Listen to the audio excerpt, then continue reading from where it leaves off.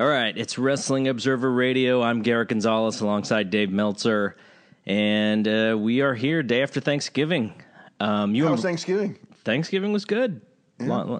You know, the sad thing is, though, is my parents are moving out of the home that I grew up in. Oh, so this really? might be the last Thanksgiving at the house that I grew up in. Oh, man.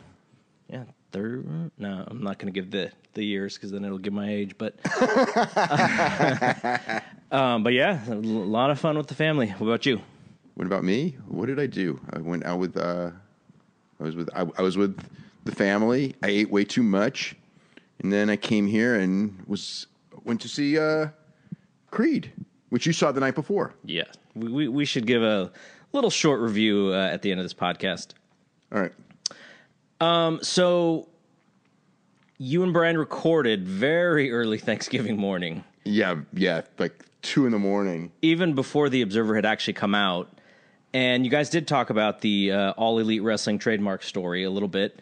Actually, not a little bit. You guys talked about it a lot. But now that the Observer is out and the story is out, I have some follow-ups to what you wrote. Okay, so in reading the story, I'm really intrigued by the person you say is behind the AEW, Tony Khan. Mm-hmm. So I did a little bit of research because I knew his dad was the owner of the Jaguars. And the Fulham FC. And the Premier League team. Yeah. So I think if people think back, football fans, if they think back to last year at the height of the Colin Kaepernick situation, the kneeling, a lot of that stuff, he was actually the first owner to go out there and kneel with his players. And he kneeled, wrapped arms around his players. That's really interesting. And the reason that's relevant is because he's also the first ethnic minority owner in the history of the NFL. Right, I know that. And so he's from Pakistan or Pakistani heritage. Right, right. And so, you know, when Trump came out with those comments antagonizing all the fans and the players, he stood by the players and he said, you know, I'm not going to, I don't know what the quote was, but it was sort of like, you know, these divisive comments, you know, by the president, you know, I'm going to stand by my players. So that's who Tony Khan's dad is. Very successful. What is he worth? Like $7 billion? $7 billion, yeah. So back to Tony, you wrote that he was a subscriber for still is from when he was a teenager. I don't know exactly, you know, it's so far back, but you know, I would guess 14, 15, somewhere in that range, his age, if I'm going to guess, because it's over 20 years. He's 36. So he runs his own analytics company. Yeah, that's his specialty is analytics in sports. And sounds like a super impressive guy just, you know, on paper. The first thing that came to my mind was he has to be some kind of fan to want to obviously create more work for himself because he's a really busy guy with lots of responsibilities. Lots of responsibilities. Yeah. And in this situation, I mean, this is going to be like hands on. I mean, he's not going to be just some guy, you know, funneling money and you know, being hands off. You know, like you know what I'm saying. Yeah. He's going to be running the company. I mean, that much I know. You know, in whatever form this thing takes. I mean, there could be nothing, as we said, there could be nothing because without a media deal, you know, whatever. But yeah, his thing is definitely to be the guy in charge. And so, I mean, someone this successful is doing really good for himself, comes from a successful family. He knows what he's getting into. He's a big enough fan to understand the landscape and sort of more than anyone else that's probably come along. Yeah. And more than people who have probably been, more than some people who've been running companies for years. I'm sure he knows, you know, just as an example, you know, it's a bad comparison, but I'm sure he knows far more than Dixie Carter knew after being in that position for a decade. I'm sure he knows more now than she did by the end.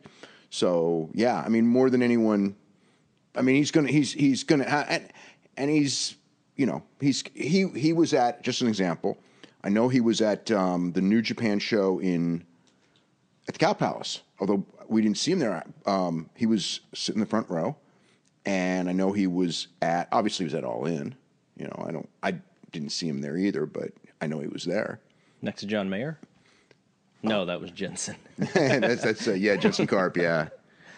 The quote that was getting aggregated by all the blogs, I think it was they actually took from your podcast, was about what you said, and here's what you wrote in the Observer. You said, those close to the situation have also said that if the Young Bucks were to sign with WWE, that this project would likely not get off the ground. So there's some stuff to unpack there. Oh, yeah. Well, I mean, yeah. I mean, the same goes with Cody, too. You know, I mean, but you know, I've pretty much been told, you know, if the Young Bucks don't sign, you know, it's not getting up, that they're the key guys. I think probably the merchandise connection and just the whole, you know, feel of the whole thing of, you know, the Elite. You know, they own the Elite. Right. It's all Elite wrestling, right? So by saying that, though I guess you just did say it right now, but because the first thing that came to my mind was, okay, does this mean that Cody is not interested in WWE? And he said that in the past, but that doesn't mean that what you say in public is what you really mean as far as leverage is concerned. But the way that you wrote it, it made it seem like the Bucks were the ones who were maybe had the possibility, but I wouldn't even go that far to say that. I mean, there's always a possibility of something, but I think that it's unlikely, I guess is the best way to put it. I think that they're all going to stick together in some form. So, I mean, if they go, I think that would mean Cody would go, but I don't think that any of them are thinking of going right now to do that. I mean, if this is a success, you know, you got to remember, like, this is, they don't have a need to go. They don't even really have a strong want to go. They could go. Yeah. And they have a great, you know, there's a great obvious angle for them to walk into. So a lot of people go, why don't you do it? It's like, yeah, but you also, on the flip side, if this works, you know, you have a chance to have your own company and change the business how you want it and be in control of your career and take steps you want to take with not just your career in the ring, but with the industry itself. So I think that if this thing can get exposure, I'd say it's easily worth the gamble, you know, if you're looking at it that way, because it's not like they're not going to make money if they do this. It's not like they're not going to be, you know, they you know, if you know, they'll make it, you know, money's not going to be, they're not going to starve. Right. You know what I mean? And people are going like, oh, you got to do what's right for your family. And it's like, you know, I mean, they're gonna have to work real hard, but at the same time, you know, they're, from a schedule standpoint, you know, it's not going to be, they're going to have more time with their family. They had a lot more time with their family in the last year, as much as, you know, they would go on and talk about how tired they were and how, you know, how many days they worked and all that. It was still a better schedule if you look at the number of days they worked this year compared to a WWE wrestler.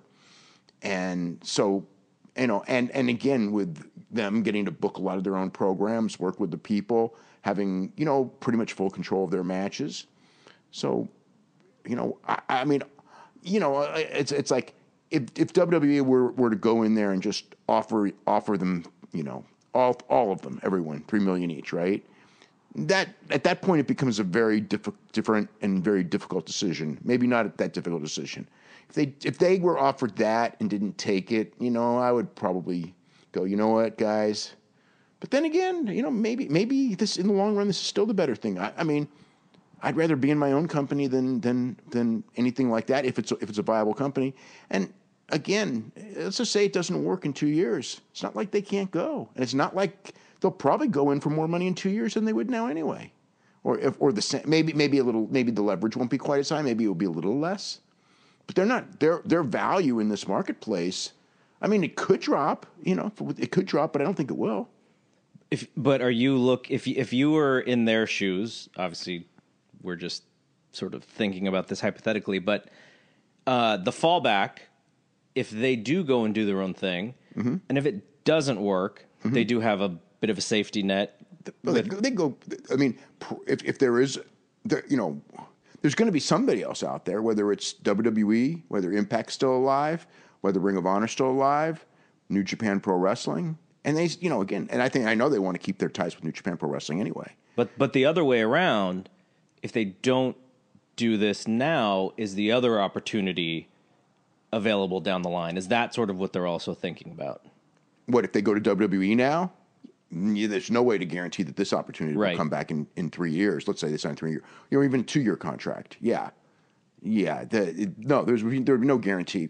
And who knows how the landscape's going to change, in so many different ways. Maybe this is the right time to start something. I mean, there's reasons where I look at it and go, this is the right time to start something. And there's other reasons where I go and go like, man, this is a bad time to start something.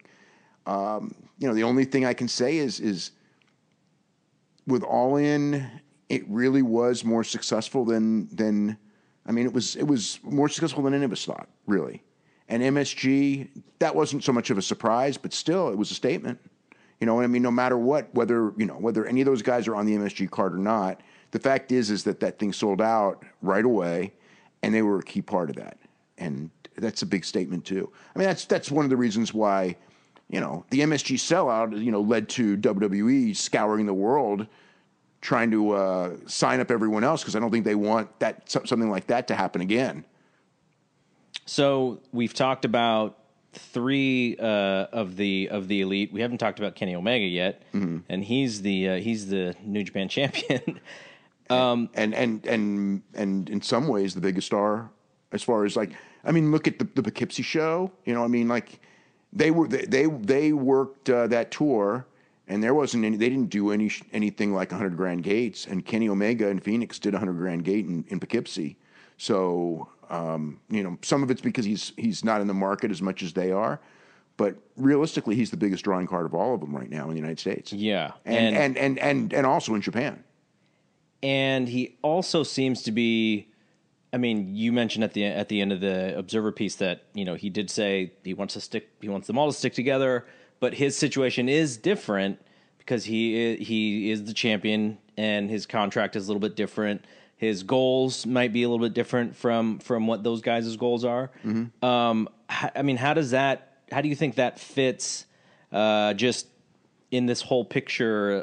To me, this is just my personal opinion, nothing to do with anything that you wrote.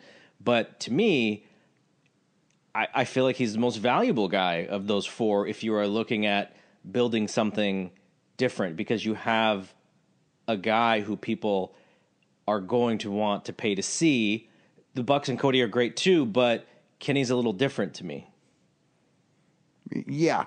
Okay, the one thing is that, and again, this is so premature, but the Bucks and Cody are going to be guys who are on, I would think, you can't say every show because, they all want to do Japan. I don't know how that's all going to work, and sometimes, they're going to, if Cody wants to do G1, that's a several-week tour. Yeah.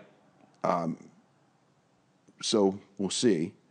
But, again, with Kenny, I could see him more as an attraction. And that's not even the worst thing. Yeah. You know what I mean? Like where he's kind of like what he's in New Japan. He's not on every card in New Japan either. Where he comes in and he's on a lot of shows and he's maybe the focal point or one of the focal points of the company. But I think that for him, I could see him having like a dual role, kind of like what Cody and the Bucks have now, but it would be, New Japan. And again, then you're talking about another key person is Ibushi, who's, let's face it, Ibushi's probably, if not the most talented guy in the entire business, he's in the top 2 or 3. And him and Omega are really close. Yeah. So the idea of Golden Lovers as a tag team, Golden Lovers as a tag team and Young Bucks, and obviously both of them as singles as well. I don't expect pigeonholing where Kenny's only like in WWE where if you're in a tag team you're at this level and you're in singles you're in this level. Obviously I would say that I'm pretty confident that the tag team division is going to be far more significant, just like in Ring of Honor, just with the Young Bucks being there, because they're going to be pushed to the top. and Omega and Ibushi is a tag team. You know, I mean, and obviously both of them as a singles. If Ibushi, you know, and again, Ibushi's a different deal than Omega. Ibushi's not going to sign a contract. We know that. But Ibushi is open to coming in, but he doesn't really love to fly. But will he come in for big shows like All-Ins or whatever their big, you know, their big shows are, and some TVs? Of course. I mean, I say of course. I think there's a good chance of that one, I would say. Yeah, and you know, you mentioned New Japan and stuff, and I mean, thinking about how to work with all these different companies, you can't even really even think about that until you are more, you know, you have TV or you have a more of an idea. But those are also going to be questions. Who are they able to work with? Because those guys, Kenny, I think it was on the Jericho Cruise, he took that photo with all those guys saying, like, I want to work with all these companies. And that, I assume, is one of the ideas as well, is to work with as many companies as possible. I would think so. But you have the politics aren't going to be on their side. The politics are going to be like, you know, Cody got heat for you know, and just mentioned it today, for booking Bandito in that 6-man tag at All In. They got heat for wrestling against Bandito because Bandito's a AAA guy and all that. You know, I don't think that they were thrilled with Kenny working with Pentagon. I know they weren't thrilled with Kenny working with Phoenix, but he did. So, you know, that becomes one of those things. And again, does New Japan, you know, it's like CML and AAA changed a lot. I mean, look at tonight. You had the AAA champion, Phoenix, you know, in a match, and he lost against Kevin Ario. But he's at Arena Mexico many, many weeks. Penta's on Arena Mexico, LA Park. So Mexico changed, you know, so perhaps Japan can change too. You know, where Ring of Honor fits in. I mean, I don't think any of these guys want to kill Ring of Honor. But I don't know how it's you know, it's going to be real interesting navigation, you know, when and if these things happen and you know, between New Japan and Ring of Honor both. Now, this is truly, you don't want to put the cart in front of the horse. People still say that. Is that a saying? It's still saying. It's still a saying. But I think one of the things to think about is we've seen companies open up like this before. Impact. Impact's probably the closest one, to be honest. But even and Ring of Honor. But Ring of Honor was on so much smaller of a scale. But I'm even talking about you know, people who have some money and who have names and they can't get TV, like Global Force, right? Global Force or NWA. And so if I'm thinking about that, you know, talking about being a little premature, like that's why this is all premature, is because those guys couldn't get TV. But what makes this situation, you think, a little bit different? Because it seems like you think that these guys actually have a little bit more, especially from a talent standpoint. You know, if you are trying to get a TV deal, what can you present? The All-In success is the only thing they've got. Yeah. But it is a big success. But, you know, you've got the All-In success. Well, actually, the two things, the All-In success and the T-shirt sales. Right. Those are your two things that you have that other startups do not have in their back pocket. How that will impress a television station. And again, it's not necessarily television, but I think that you need television. You know, and not even for, I mean, because there's two things. Number one is exposure, and number two is money. I mean, you need, again, people are talking about like streaming outlets, and that's all well and good, but you need to get, you know, I mean, people can get a lot of, what's the word I'm looking for? You can get a lot of buzz off the internet to a degree. But I mean, one of the things that I noticed, you know what I mean, this is a real key one, is when we check at the Google Trends, it's like no matter how big TakeOver is, it's really niche. Mm-hmm. I mean, they didn't even have 20,000 searches. And All In didn't crack the top 20 in searches. And WWE and UFC and even Bellator. Bellator doesn't do it regularly, but Bellator did with the Fedor fight. Mm-hmm. I mean, a big Bellator show. I'm kind of curious how Tito and Chuck are going to do tomorrow night when it comes to like real buzz. I don't know. I mean, I haven't watched ESPN. Have they covered that at all? I haven't heard, but I can't say that they haven't. But I don't know. It just in talking to friends, There are some people who, because I've talked to people who talking about this, the Tito and Chuck thing. yeah, but are they fans who have stopped watching, or are they fans who are still fans today? Both. So okay, Both. That's good then, because if that there's an awareness, but there's also well, we'll talk about this later anyway. But there's still it's like that feeling of like when you remember when Mike Tyson was at the very end of his career, and people would talk about the Tyson fight, but by this point most people weren't. Well, even at the end, I guess he was still getting 250,000 buys. Even at his worst. So there was always some interest in him. But I mean, it's like maybe a closer one would be Roy Jones, because obviously Tyson's in a different league than these guys. But Roy Jones, at the end, I mean, it's like we knew when Roy Jones was fighting, but it wasn't like, we're not going to rearrange our Saturday nights to watch Roy Jones at the end of his career, when he was no longer a top guy. Roy Jones might still be fighting. I don't know if he's even retired yet. Yeah. So okay, this is perfect, because I was just about to ask you about the streaming and the ESPN Plus and the DAZN stuff. Because of a lot of the deals that we've seen in boxing and UFC, Bellator, a lot of people seem to think, like they should just do that. Like, why even worry about TV? But they need that exposure, especially to get the names over enough to sell tickets for house shows, right, and things like that. So I think that they need that, and to get their storylines over to the masses and to create new fans. A DAZN deal, or I mean, put it this way: if they go in there, this is another big if. Let's say they go in there for a year and have success, I'm pretty sure that I don't know about ESPN Plus, but it wouldn't surprise me, because ESPN was interested in WWE. But DAZN for sure, because DAZN carries WWE in Japan already. DAZN's going to want a pro wrestling thing. The only thing is that WWE has their own streaming network and all that. So then again, WWE's probably, I could see their mentality being like UFC before, where they'll create divisions and try to sell it themselves. Because remember, one of the key things with UFC, if you remember, was when Versus, which became NBC Sportsnet. When Versus, after the success of UFC on Spike, Versus wanted MMA, and they were about to make a deal with IFL. And so UFC created, they bought the WEC brand, and that was a way to fill that hole. So they got the NBC, so they kept their competitor off of television. And I could see WWE creating all these brands, and maybe that's what they'll do with NXT, or maybe an all women show or something, and just say like, if DAZN wants something, we'll give you this. Have you seen the new DAZN commercial with Canelo? No, I haven't seen it. So it's Michael Buffer.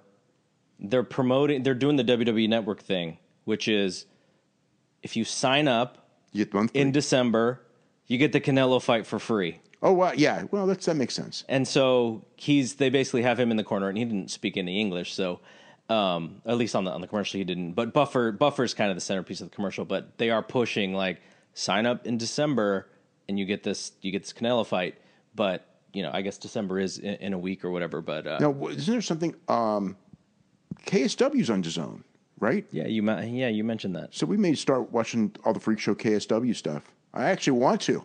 God, like more stuff, because the KSW owners and everything like that. I mean, they send me all their videos, so I always like it's a crazy promotion, but it's I mean, that's as far as a promotion to learn from. I mean, I only really watch their videos promoting fights where they're the best in the world at right now, but look, they did a show that did 58,000 people. They almost sold out Wembley, which was not their home arena. In a different country. So, they've got, in many ways, I think that they're the most underrated company out there, and their owners are, they're big deals in their country, and they get a lot of, they're strong on television in their country. DAZN looks like they're playing, like we see all these high dollar figures that they're throwing around, but they're also playing a bit of a long game. Like they got the MLB deal. Yeah, that was a really interesting one. And it seems like the idea with the MLB deal is they're basically paying Major League Baseball a lot of money for highlights or for the ability to use, footage for shows, wrap-up shows or whatever. What's the number on the MLB? I thought it was 300 million, right? 300 million? That's a lot of money for a highlight show. But I think the end goal for them is they create this deal with MLB Now, and it gives them the ability to create future deals with the MLB and maybe to get rights for games. But the MLB just got that great deal with Fox. And the MLB has their own package for games and stuff, too. So there's a lot of stuff. There's a lot of stuff there. But maybe that helped get them their big deal with Fox. Yeah. The idea. I mean, that's the one thing with these content providers, whether it's WWE or UFC, and that's one of the reasons why right now, okay, so in some ways we look and go like WWE is producing so much content and so many people are being burned out by the content, and so many people feel since WWE is the big league and I don't have enough time to watch anything more, it makes it very difficult to start. So the start's going to be difficult. Mm-hmm. But if they get rolling and they get a following, this is the greatest time to start because there's all these people looking for content, and WWE can't be everywhere. So someone's going to want pro wrestling, and everyone's playing the long game. So there's, I mean, I know the deal with Combate Americas. They're paying for every show. They're paying a lot of money. Not millions like Bellator. But still, hey, Bellator's getting millions on this deal. Eddie Hearn is getting millions. Combate's getting a good chunk of money. So there's, again, I think that it's almost in that sense, you probably want to go in now because the market may end up. I'm sure it will. The market's going to end up correcting itself within a year or two, and at that point, you're not going to be getting those deals. Maybe. Yeah. Do you think we're at a place with the streaming yet where, I think Netflix and Hulu are kind of the big deal in the streaming game. Mm-hmm. They don't really do sports or live sports yet. Amazon is out there as well as kind of a big player. Do you think those big players in streaming are enough for a company to do? Because I don't know what say WWE would do if they were on a Hulu versus what they do on USA Today, but for first run. But I'm wondering if we're at a place yet in streaming where the big players are actually getting enough eyeballs to where it could be almost as good as TV. I don't think we're there yet. I mean, I would want to look at when the the streaming numbers versus TV are like at least like 70-30 before you start thinking that, and it's still, with UFC it's still 98-2, and I mean the Joshua fight, I mean that did terrible numbers for free. The UFC numbers will be interesting though because they do have a decent size of subscribers now. And they are going to be first run on ESPN Plus. Yeah. You're not going to be able to see them anywhere else, sort of like, the streaming numbers that you're talking about where you could either watch it on TV or on streaming. Right. And everyone watches it on TV. Yeah. So, I mean, that'll be a test. I don't imagine they'll let those numbers out, but well, actually, that will be sort of like the first litmus test when it comes to that. The UFC, that January 19th show is going to, and I'm sure we won't get those numbers.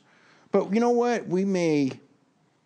We may get, I mean, I don't know what we'll get, but the January 19th UFC is huge in that sense because you're going to be using ESPN for the prelims to tell people, go to the main show on ESPN Plus, which is only a $4.99 a month price, right? Still? I think so. Yeah.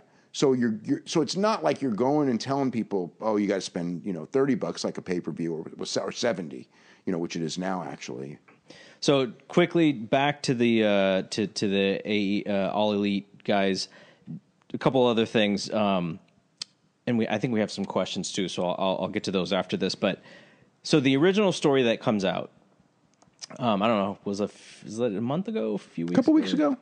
So Jericho, Jim Ross, Barry Bloom are identified as like key players in it. Right. In the Observer piece, you wrote that. the three of them would have awareness of it, but none of them are quite yet involved. Like, what's the story behind why they were like? Because I mean, if it like the story was that, and now as what we know of it today, like there's three other guys that are the key guys, or four other guys are the key guys, and not those guys. I don't know. When that story first came out with Jericho and Jim Ross and everything, that's one of the reasons why I didn't go with it, because I knew it wasn't true. Right. But I mean, again, Jim Ross is out of contract March 30th, I think. Jericho has no contract. Jericho's obviously he's as far as a known quantity, he's a bigger star than any of these guys. And if you were doing TV, you'd want him in so many different things. He could be a TV announcer. He can be, Jericho. The one thing you have to say about him is that he's 48 years old. He's been in this business for a long, long time, and he's not a nostalgia act because he always changes. He's not doing the same thing. He's not coming back and doing the Chris Jericho's greatest hits match. You know what I mean? Like Sean, tried to do. Mm-hmm. He can still go. He really proved that in Japan. I mean, granted, it's different kind of go, but when he's in charge of his own match, he can go. If he's not said, okay, you've got to fit in these certain limitations. At some point, having to fit in these certain limitations, age will catch up with you. But if you are allowed the leeway to what I can't do anymore, I won't do, or whatever, there's ways you can be Terry Funk. It's not going to, that won't last forever either. That will catch up at some point, but I think that we're probably years away from that from his standpoint. But yeah, again, we talked about the thing between the, wanting to make the cruise thing an annual thing. There's a lot of reasons. And look, he bought all that Young Bucks gear. You know what I mean? I remember him telling me. He's going to do more matches. He told me, I bought all that gear. I want to do more matches like that. Yeah, I want to use the gear again. So he makes all the sense in the world to be there. But at the same time, he's a guy where more than any of them, Vince doesn't want him there. Yeah. Because in Vince's mind, he's a proven star that Vince thinks he created, whereas these other guys, in Vince's mind, will go, they've never been here. Nobody really knows who they are. Yeah. Which may be the same mistake that he's made in other cases many times, but with Jericho, he will not make that mistake. So I think I hit most everything that was in the story that maybe you guys didn't talk about a whole lot on the other show. Did I miss anything? Well, just your own experience as far as starting companies. Yeah, it is a long tail thing. Like just the idea that this story is out now and they're still in the beginning stages. And they're really at the beginning stages. But even before now, there's been so much brainstorming and so much thinking about this that has gone on that people probably don't even realize. Yeah. And the thing about, startup companies is most of them fail. Yeah. And so you have risk takers who are willing to do things that, when you talk about the money versus being your own boss, like the being your own boss people are usually the ones who start companies. Because they want to be, they have this idea and they want to do it the way that they think is the best way. So that is, I think that fits those guys. That's why I'm so interested in Tony, because, when you have a lot of very strong-minded folks, guys who really believe in themselves, it's going to be hard to tell them no. Because of the way that they believe in themselves. So if you it's an interesting thing because they've really been on a great run of success. They're the Being the Elite show is, for what it is, has been very, very successful. The All In show was a giant success. From a career standpoint, they're coming off the best years of their career. They're You know, look, All In wasn't just throw together some show and bring in a whole bunch of great workers. That was, they used that being the elite to create angles for that show. And I mean, as far as like, it's not booking week to week television. It is different, but I don't think there's too many people who could have booked those 4 months of being the elite to build to that show. I mean, was that show the best built show as far as booking in years? It may have been, I mean, even the stuff that some people, that it wasn't everyone's cup of tea, like the Joey Ryan thing. The bottom line is, and the fiction and the death and all that stuff. The bottom line is that was even really well thought out. I mean, funny at times, stupid at times too, but the Cody Nick Aldis thing was actually a brilliant stuff. Yep. I mean, absolutely brilliant. They took this championship that, was, nothing. Nobody talked about it for years and years and years. And because Cody's son of Dusty Rhodes, they brought back that Harley Race and Jack Briscoe and Terry Funk, Ric Flair World Championship. And, you saw the TV. Yep. I mean, I was in the building. Those people bought that every bit as much as Dusty Rhodes and Terry Funk and Harley Race fighting in Florida and Georgia. I mean, they really did. It was really something to see. And, just Omega and Pentagon as a dream match and just the different things that they did. So, I mean, it's like they're on a roll of success and they've been really good. So in a sense, but yeah, that makes it even harder to when someone says no.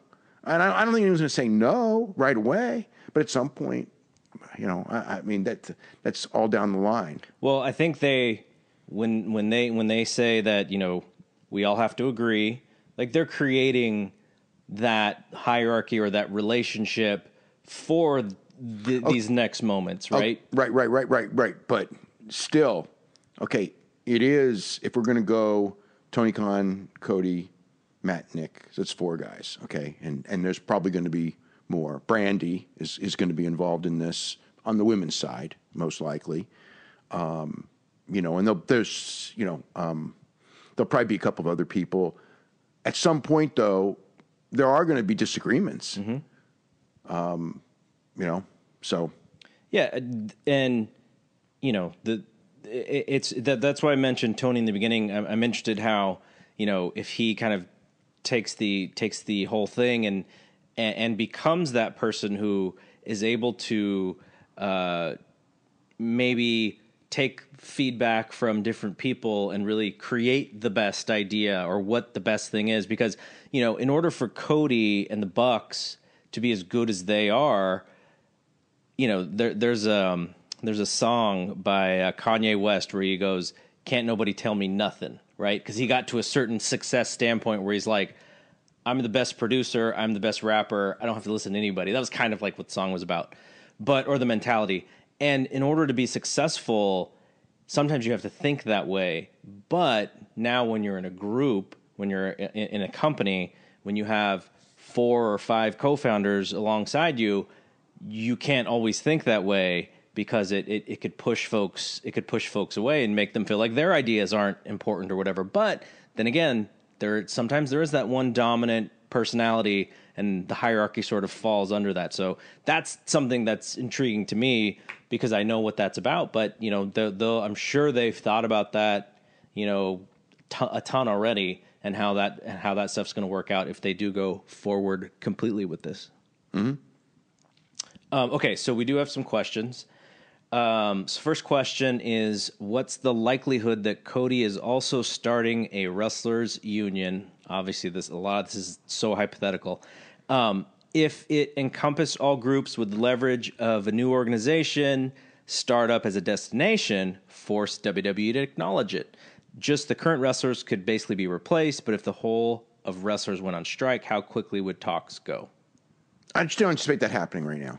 I mean, there's, I just don't see that happening right now. I mean, he's going to be management, so I don't see him doing that. Yeah. Yep.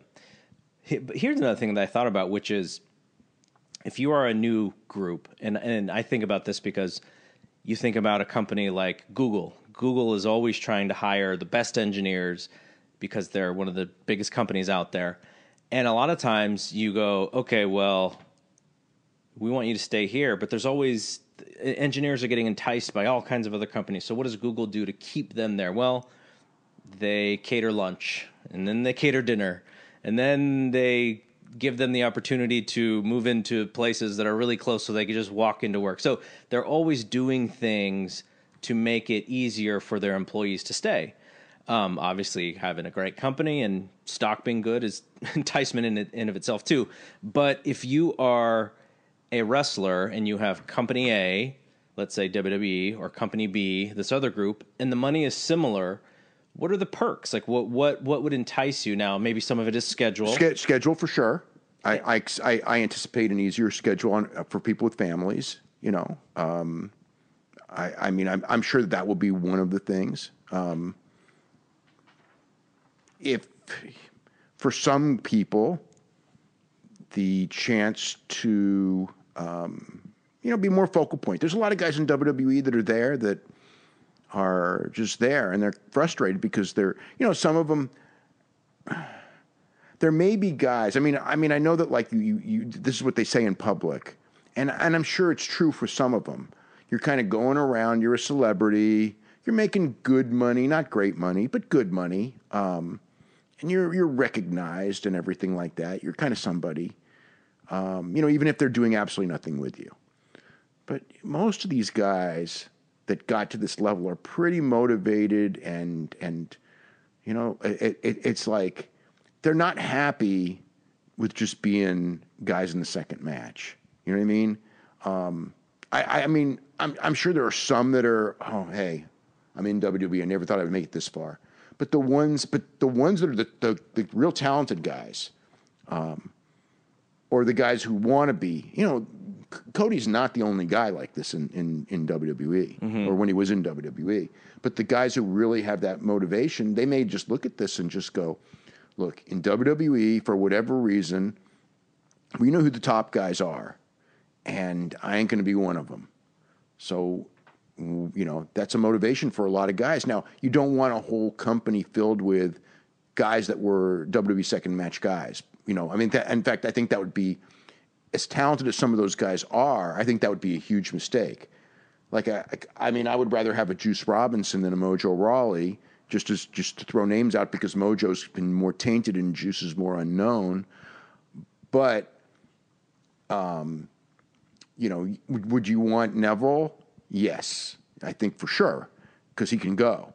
Would you want Mojo Rawley? Perhaps.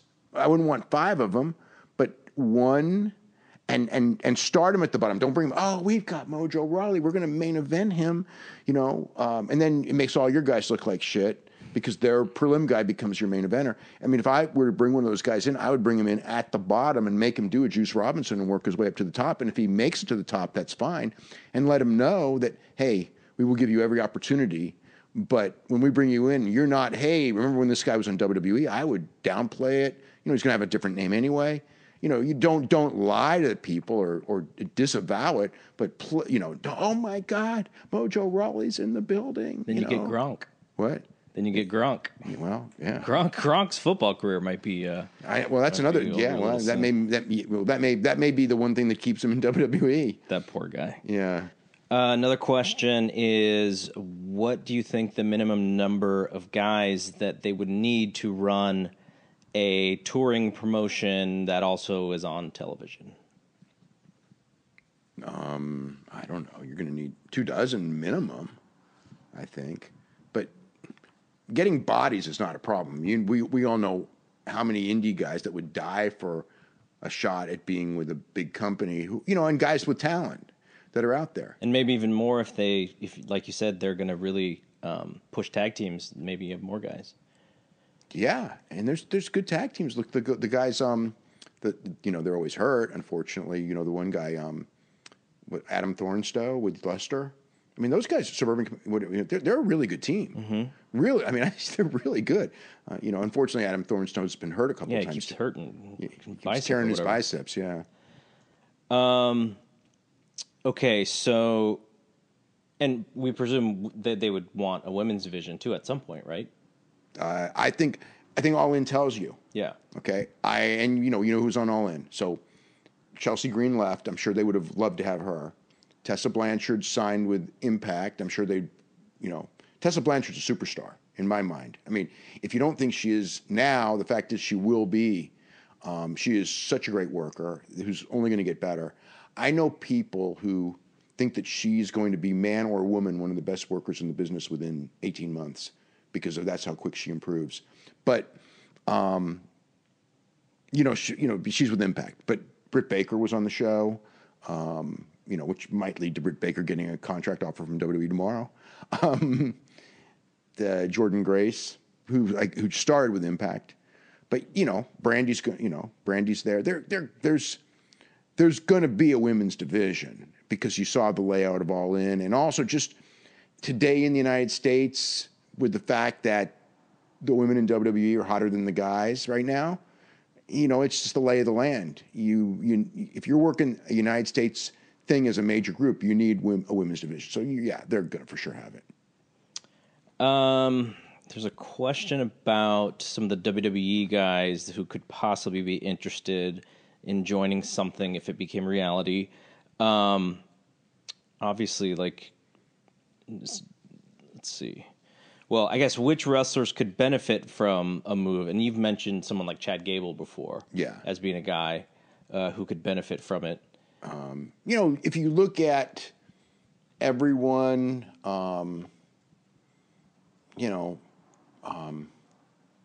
but aside from a few guys, I think that everyone would have an interest. But I wouldn't see like a Seth Rollins leaving. I mean, I would say I wouldn't see Kevin Owens or Sami Zayn leaving, but then again, I would because Kevin Owens is best friends with these guys. Mm-hmm. And I mean, he's in a position where he's making good money, and they're used pretty well. But again, lighter schedule. I don't know. I'm sure there's guys that I would look at that roster and go if I'm this guy, I don't go anywhere. One of the guys I would say is AJ, and AJ's friends with him too. Mm-hmm. But I think AJ is in a spot where he shouldn't go. Chad Gable, top guy. What? He's a top guy. He's a top guy, exactly. Finn Balor, mixed, right? I mean, it depends on what his wants. He could be used better. Guy like Bobby Lashley, I would say that he's not a guy that I would want if I was them. And it's nothing against him. I just don't think that that's the guy that you want right now. Strowman, no way, of course. But I shouldn't even say no way, but probably not. But if you're looking at the next tier of guys, I would think a lot of them would be interested. But how many do you really want? Again, to me, Chad Gable is a guy who's totally underutilized, who, with the right spotlight and everything like that, could be a superstar. I would look at the guys on that roster where you go okay, they're all good workers. Like Bobby Roode's a good worker. Apollo Crews. I could see Apollo Crews definitely being interested in leaving. When this contract's up, I could easily see that. But Gable's the one who hits me the most, only because I know a guy who's been to the Olympics in wrestling isn't satisfied with being a prelim guy, and I look at how great a worker he is and everything like that, and it's there's no matter what he says, it's a nice, comfortable living. There's no way that he got into wrestling to be a prelim guy. So the guys like that, and Rawley, I brought up Mojo Rawley's for the same reason.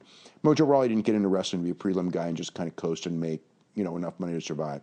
He got in with the motivation of being a star, and so those guys with that motivation are the ones that would be, the ones that I would want to have the most interest in, and that are the ones who it could be in their best interest to leave. There's a lot of guys. If you look at that roster, there's a lot of guys. Every guy that you look at on that roster, when you look at the whole roster and go this guy could be used better, that's a key guy. Now, WWE is going to probably really double down and trying to make sure that they extend people's contracts. And, I expect a lot of changes from WWE from 3 days ago. Okay, so that kind of leads into this next question, which is, What do you think Vince thinks about all of this, or is it on his radar? It's on his radar. Don't kid yourself. Once the MSG show happened, and they blocked, and then they got it, and it got unblocked. Everything's been on his radar. That's why that's why ACH and these guys that they've known about for 10 years, all of a sudden they're signed now, that weren't being signed before. I'm sure that they had a hint of some of this. I don't know what they knew and didn't know, but I'm sure that they had enough of it. I mean, look, they've been courting Cody and the Young Bucks hard. And those guys haven't committed and haven't said we're coming. And they've got to be sitting here going like, why won't they come?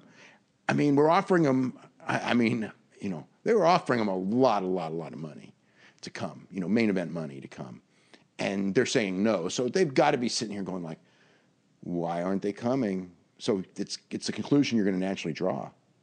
Yeah, I mean, we, not knowing anything, had ideas of what could these guys do, months and months ago too. And those guys would have had the same thoughts. Especially once you had the All In show.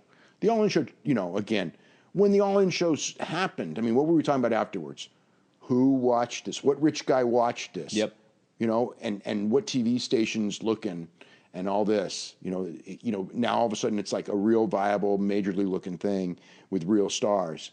So yeah, so that's September. So once, and even before that, when the MSG show sold out, and even before that, when this thing sold out, when the All In show sold out on the first day, that's months ago now. Mm-hmm. Are the guys upset over this information getting out before they wanted it to get out? Or is it possible the person who posted it first somehow talked to them, or it could have been intentional for the trademark stuff to get out? I can only say that I suspect they didn't want it to get out strongly. I also have not heard from anyone who was upset either. I think it was kind of like it happened, roll with the punches. The first story, I think they were. I'm going to guess on that one just because it was very different reactions. It felt. I mean, I didn't hear from anyone telling me this, but I don't think they were thrilled at that point. But once it was out, it's kind of like it's out. And this is, again, I think once they filed those trademarks, that's November 5th. When you do that if someone stumbles onto, which is what happened, that everyone's going to tie in and figure it out. It didn't take long. Did they have to use the address of the Jaguars? I guess that's what they did. It made it easy to connect the dots, didn't it? Man, I've seen guys who you could do a dummy company in Delaware. Yeah. This is like Evander Holyfield having his stuff sent to Evan Fields. Evan Fields at his home address. all the wrestlers that had their steroids sent to their home address, like Evander. Yeah. Their home address with fake names, right? Okay, I think we spent a lot of time on this, but we do have a couple other things we want to talk about because we talked about this a little bit earlier, but Saturday is Chuck versus Tito 3. Yeah. With Oscar De La Hoya telling people that they're going to make more money from this fight. I don't know that he believes that. But you know what? Okay, so here's the thing. I was actually thinking about this. I don't believe for a second. Now, Oscar is and everyone, they're all saying 200,000 minimum, right? I don't buy it. Okay, but it's they cut the price to 40, which tells me the advance orders were terrible, which I expect they would be. Okay, so at 200,000 at 40, it's 50-50 split, so it's $4 million right there. So at $4 million, they're both getting 30%. That's $1.2 million plus. Let's just say the gate's 750,000. So they'd be getting 200 and whatever, a little under 250. So, if they do 200,000 buys, which they won't do, they'd make $1.4 million. And I don't know that. I don't know what Tito's biggest pay, and I don't know what Chuck's biggest pay was. I think Chuck may have made more than that on fights. I think he did. If they do 400,000, they'll blow away anything they've ever made. But they're not going to do 400,000. I don't think they're going to do 90,000. Do you think this Tiger Woods, Phil Mickelson thing hurts tomorrow at any? I mean, people who Different audience, though. Yeah. But just the fact that it screwed up. Yeah, but that was an internet pay-per-view. This is TV pay-per-view. People have more confidence in TV pay-per-views. So, yeah, I don't think that it's going to make a difference. I mean, the thing is, it's like Saturday of Thanksgiving week, I think is a pretty good day for a pay-per-view. There's nothing else. You don't have any other MMA. The UFC's the first in the morning, so you're not really competing with anything there. There's no big boxing tomorrow, is there? There's some. I'm sure DAZN has a show, but I don't think it's not a big deal. Yeah. So so that helps. You know, if this was a free TV show on Paramount, I think it would do really, really well. But you know what? You know the other thing too? It's like we both kind of know and have kind of half-assed seen some of this stuff, but this hasn't been like Ken Shamrock and Kimbo Slice or Ken Shamrock and Hoist Gracie, where we watched all the previews on TV and it was like, okay, deep down we know these fights are going to suck, but it's like really built up well. I don't know how well this thing's really been built up. The only guy, I mean, aside from them, also the only guy on the whole show that's done anything to build it up is Tom, you know, and his stuff was more comedy today. It was hilarious. You know, but nobody knows his opponent. You know, unfortunately, his opponent's a hell of a wrestler, and who's going to have him by what minimum 25 pounds, which is a real surprise too. Yeah, the only other fight that I can tell tomorrow is a HBO fight with John Pascal. No, but is this the last HBO fight, or is there any more? No, they still have a couple more shows. Oh, okay. So Chuck and Tito in 2018. How do you see this thing going? In the fight, I think Tito beats him. It's just he's been active the whole time. He's a couple years younger. Chuck hasn't fought in so many years. I mean, it's a fight. Chuck hits him, and I think Chuck's pretty confident he beat him the first two times. But I think Tito's real confident. I just look at Tito, and he's way more confident than I've ever seen him, and with good reason. Have you seen any of the footage of Chuck, you know, sparring? Oh, that's scary. Hitting the mitts. Oh, wasn't that scary? He was pretty tired. Not just tired, he was weak. He was and pretty slow. Pretty He was slow. really slow. Punches are very wide and long. I mean, he was always wide, but he's, you know, like, he's slow. I mean, I give him credit. As far as, like, when he takes his shirt off, he looks great. You know, I mean, that's good, but he looked so slow on throwing those punches that I was just like, oh, this is going to be, this may be, like, a real bad night.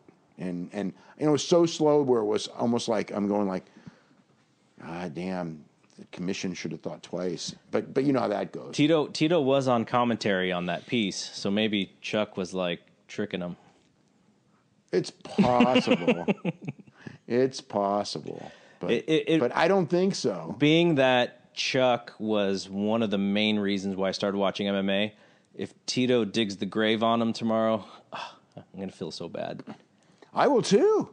I'll feel bad if Chuck just looks bad. I don't want to see him look bad. Yeah. I don't want to see him look old and slow. But he's almost 49, right? His birthday's in December. It's like, you know, I don't like the idea of the fight at all. Again, if it was a TV special, I'd probably it would do well, and the curiosity would be one thing. But I don't want to see them go in there and do bomb on pay-per-view and Oscar, you know, just go in there and go, we'll never do MMA again. I don't want to see that. And that's a good chance that's what's going to end up happening. Chael's calling them both has-beens on Twitter. Tito beat Chael. You know, I mean, unfortunately. Is he angling for something, you think? Of course he is. Yeah, I mean, if Chuck wins, Chuck and if Chuck wins and wants to fight again, Chael's like a great opponent. Because if nothing else, Chael will go everywhere. And Chael's got the ESPN show. Chael will go everywhere to build up that match. Mm-hmm. So, yeah, I mean, that's a natural. So you mentioned Filthy Tom.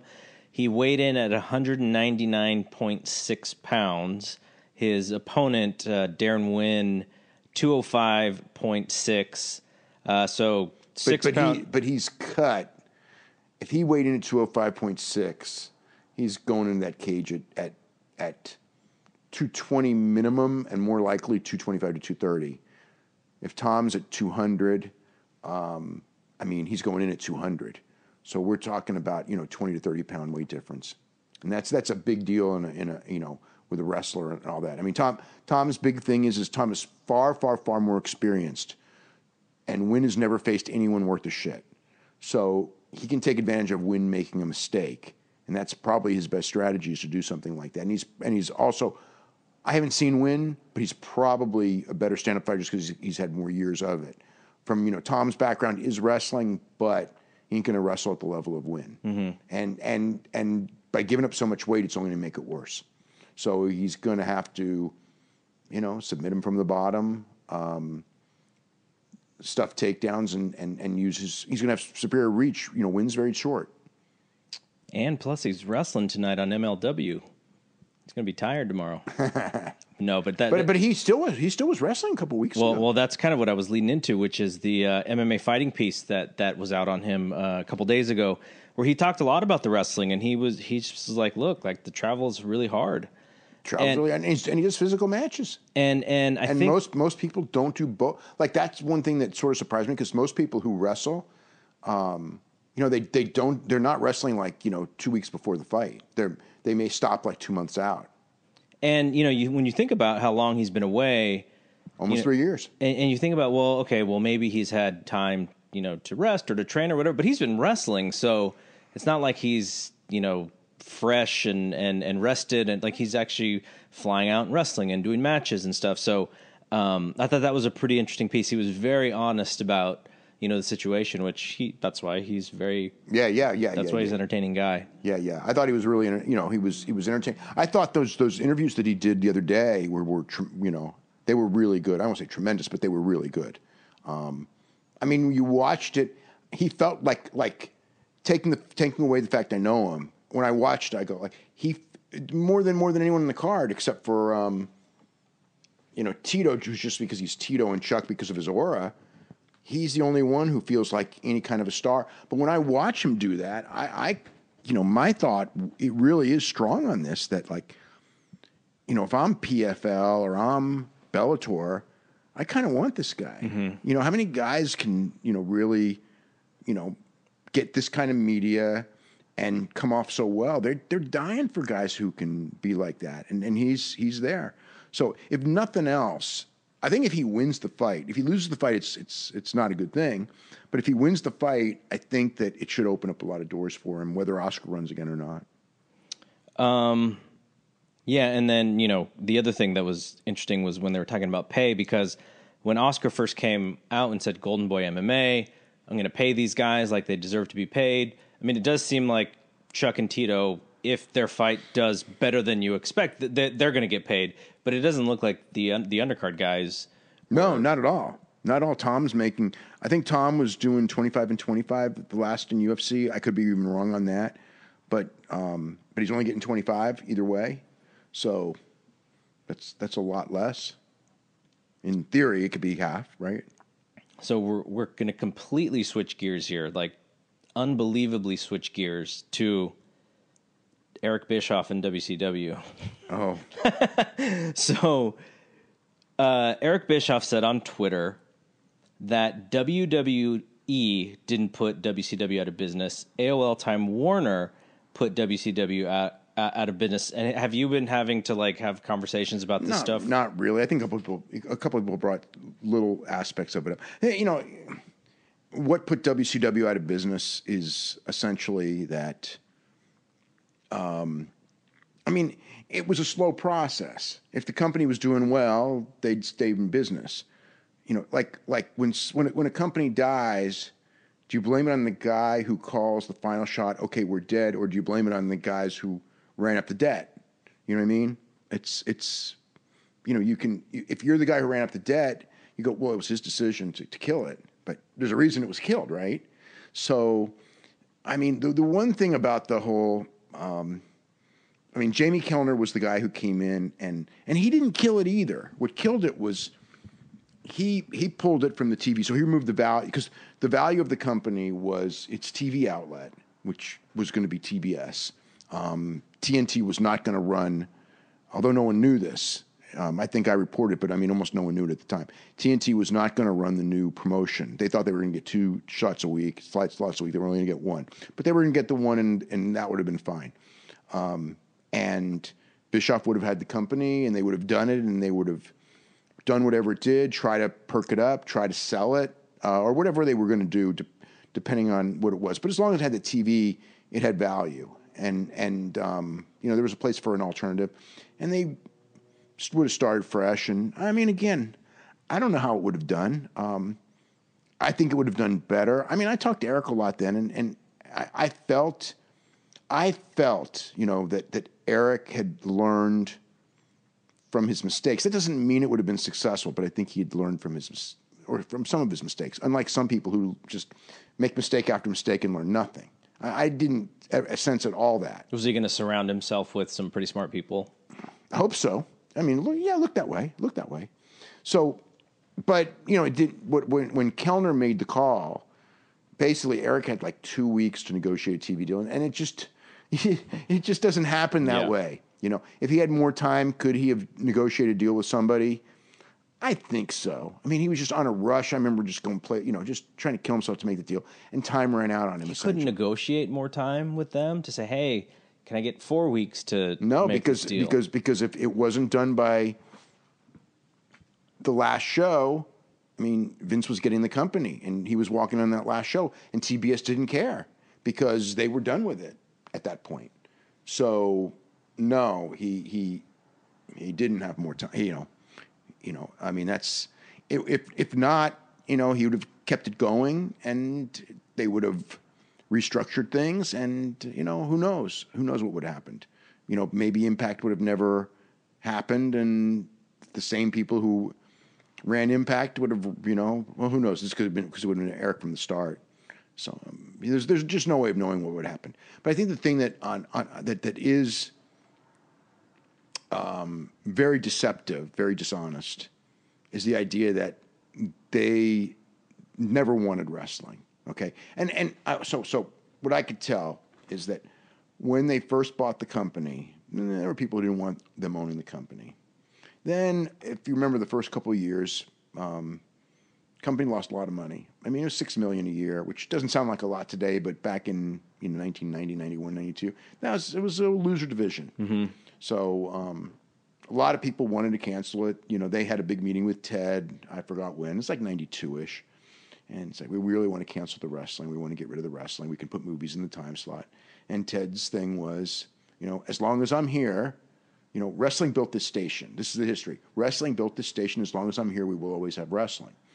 So, and he said, and don't ever bring this up again either. So nobody ever brought it up again. I mean, I'm sure there were people who didn't want it there, and these were the top people there who didn't want it. And then 95, he gives them the TNT time slot, Nitro. He wants Eric to compete with Vince. And, it is what it is, what happens. They have the good run, then they burn out. Then the product absolutely just totally sucks. Like, it's the worst ever. But even when it was on its way down, there was one of the companies, I think it was SFX, but it was an arena company. I mean, they were willing to spend a lot of money to buy this company, a lot of money, and they were not willing to sell. So the idea that they never wanted it and they just wanted it dead, it's like they turned down, $75 million plus for the company. They turned it down.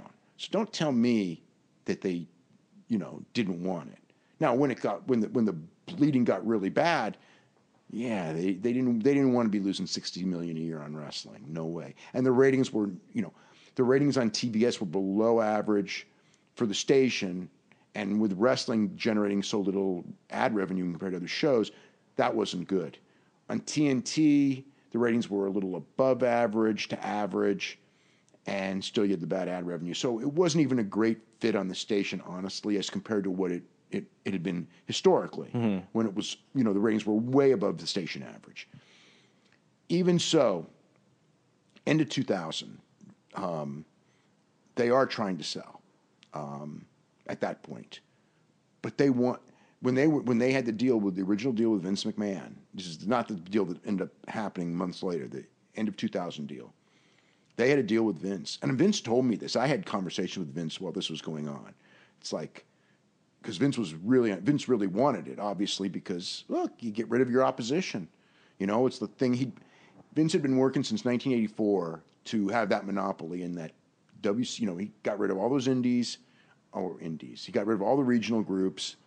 And for all everyone says is like he didn't care if they went out of business. He was trying to build his own brand. That is complete bullshit. He was looking at putting everybody out of business from day one, especially Vern Gagne. That was the one he was, for whatever reason, taking great glee in. But certainly Jim Crockett Promotions, big time.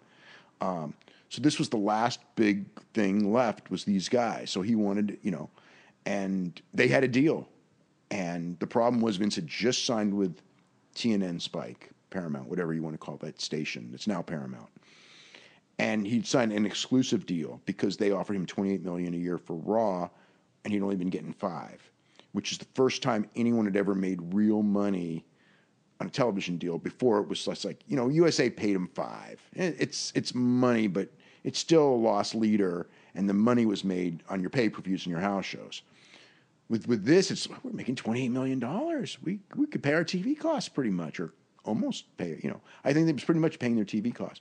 Now it doesn't even cost us money to do TV, and then we make our money doing these other things. But it was more money than they'd ever expected to get for a TV deal at that time. But to do that, they had to sign exclusivity. And at the time they made it was, well, of course we're going to do exclusivity, right? It's like the exclusivity on cable because they actually were able to do the network deal with Paramount. What was it? Not CW. UPN. Mm-hmm. UPN was the original SmackDown deal. So anyway, the point of all this is that the reason that deal didn't go through was because TBS insisted, and this is late 2000, we insist we will not sell it to you because we want to keep wrestling on our station. And the deal fell through. That's how Eric fell in with Fusion, because they couldn't sell to Vince because legally Vince went to TNN. I remember him because he told me the story. I went to TNN. I explained it's better for all of us for us to have to control the wrestling there. We'll do a completely different brand. We're going to call it WCW. You're still going to have the exclusivity of WWF. But we do own it. But we own it. We can trade people back and forth. It's the best thing for all of us. And they said, you signed exclusivity. We paid you $28 million. You're not putting any wrestling on any other station. That's it. So Vince had to back out of the deal. But the whole point of the story that people are trying to propagate, they never wanted it. They turned down Vince McMahon because he could not keep wrestling on the stations. So they damn well wanted it on the station. Now, Kellner comes in February, I believe it is. And this is after the Fusion deal's already been agreed to in principle, even though the papers weren't signed, the paperwork hadn't been signed. And there's some funny stuff that went on there.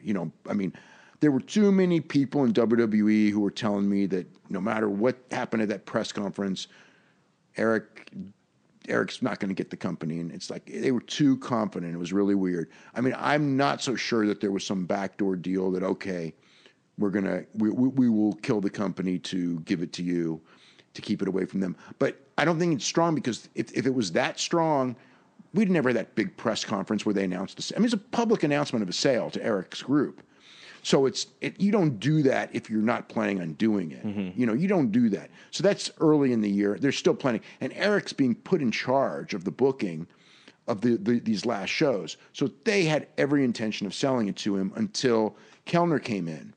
And Kellner was not brought in to kill wrestling. Kellner was brought in to run the thing. But his first move was, I don't like wrestling. I'm getting rid of it. But that was so, up until that point. And then once that you have that one, now Vince is back in because now we're not going to have wrestling on the station anymore. Now we can sell to Vince. Yep. But Kellner wasn't brought in to run programming of all this so Vince can get a wrestling deal. It just worked out that way. Mm-hmm. But yeah, there was some really weird, fishy stuff for sure. But the idea that TBS didn't want wrestling until February of 2001, till February 2001, they absolutely wanted wrestling. The idea that they were trying to kill it, no. The timeline doesn't fit. And I don't care what anyone says. I lived this thing every week, and I was in the middle of it. And I know I had the discussions with Vince when this was all going down. Vince, trying to convince them. And the whole thing is that TBS, Turner Broadcasting, wanted to keep wrestling, even with the lower ratings. And they were, with Vince, they thought, hey, Vince will bring the ratings up. He's Vince McMahon, right?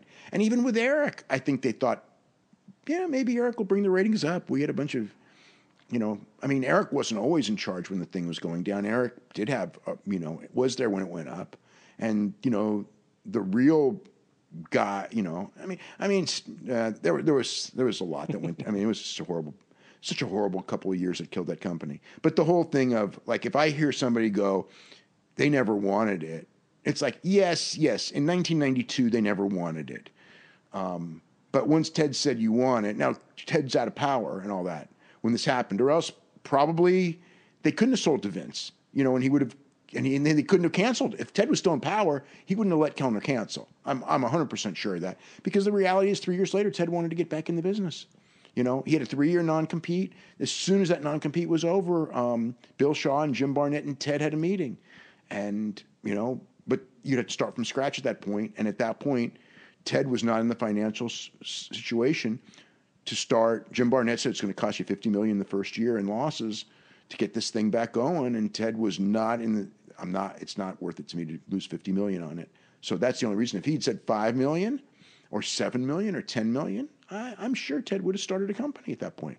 For the all of your new subscribers from the Black Friday deal, they should find that show that we did on Turner.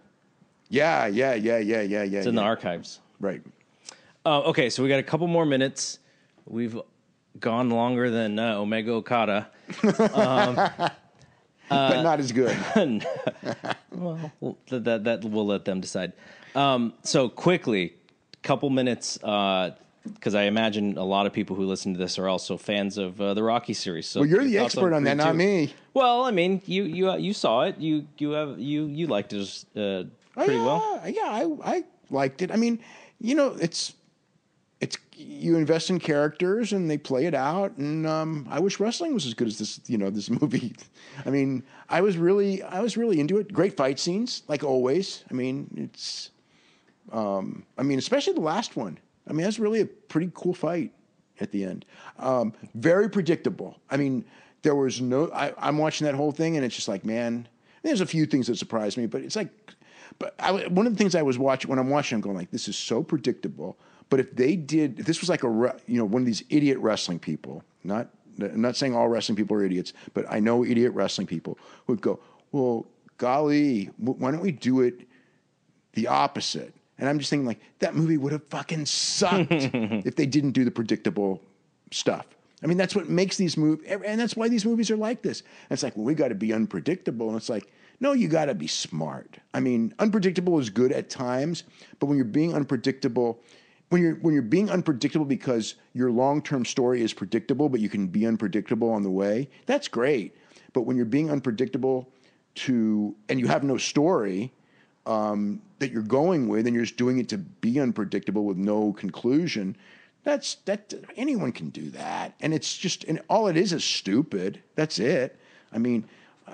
Sometimes, like, when I was watching the movie, one of the things that was so interesting to me it's like, this was better booked wrestling than anyone's doing, because it's obvious what you do. You have the big heel, and he's bigger than the baby face. He's stronger than the babyface. The babyface has to overcome adversity. He has to be smarter. It's the typical. Mm-hmm. It's just basic. Rocky movies are basic wrestling anyway. Yeah, it's just using boxing. If you are a fan of the series, they really, really try hard to please you. Yeah, they go to lengths to make sure that certain things happen in ways that will make you as a fan happy that you watched the movie. Yeah. And I think that's, when you go into this stuff and when you get 8 movies deep, I know the Star Wars franchise has a problem with this, and where they think that maybe the people making the Star Wars movies don't love the movies as much as the fans do.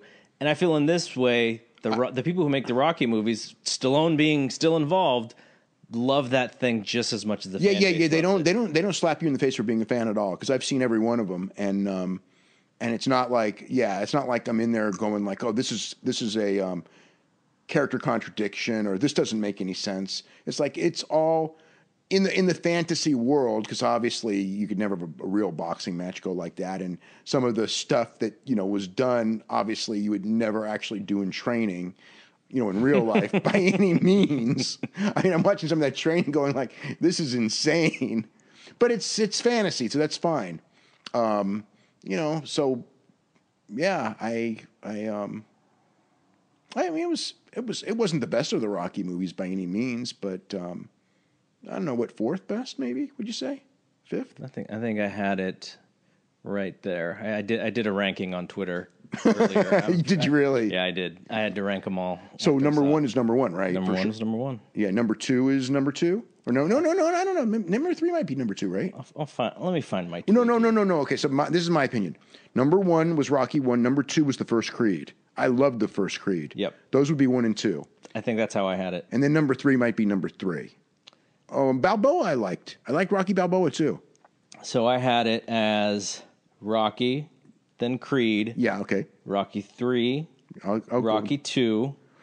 Rocky 2 was good, yeah. And then I had... Rocky Balboa's got to be next. So I had Rocky Balboa a little bit lower because there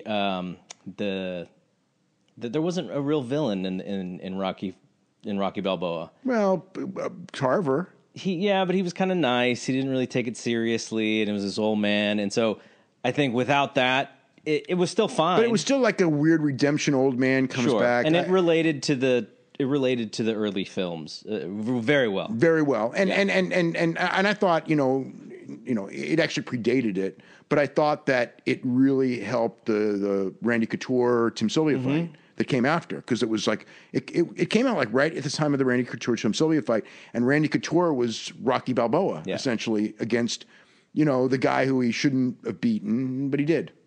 And even though there's only been 8 movies, Rocky 5 is 100th. That movie sucked.